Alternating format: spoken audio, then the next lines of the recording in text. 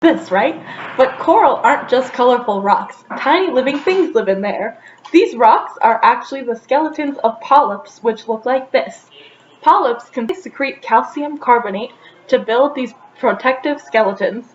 This is why people say coral reefs are living, not because the calcium structures are alive, but because the polyps live inside those structures, sticking out to feed or occasionally fight with one another. Coral are related to jellyfish and sea anemones and are not mobile animals. Instead, they anchor and live their whole lives in one place. In their bodies come from symbiotic algae that live inside of them. As they grow and die, more coral grow on top of them. Over millions of years, coral pile together to form giant reefs that create the basis for 25% of all ocean life. Even though they're only 0.1% of the area of the ocean, they all live in different places and require different conditions. These steps are affected by weather, currents, and of course human and large animal activity. When coral band together, they're called reef-building coral, and they form some of the most diverse ecosystems on our planet. There are millions of species that subsist in, on, and around coral reef.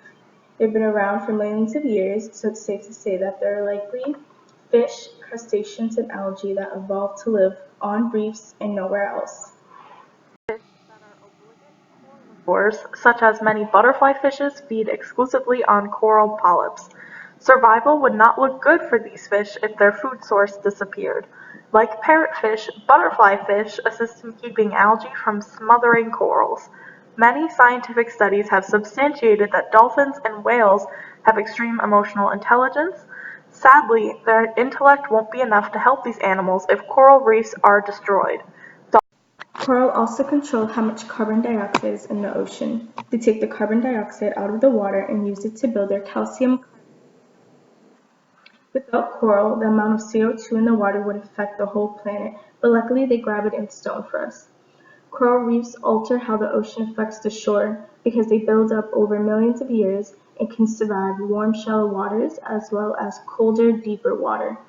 Reefs can span massive areas and undulate like mountain ranges.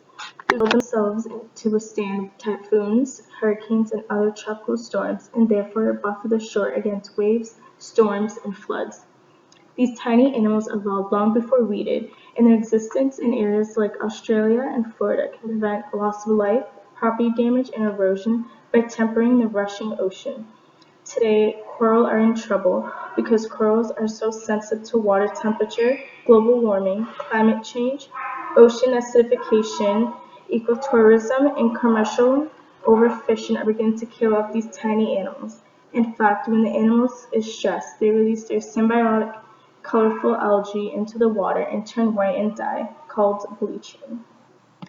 2-year study of coral has found we've only got about 6 of the coral left on our planet, with the Caribbean losing 50% of their coral since 1970. But not all hope is lost. The parrotfish might be a coral saver.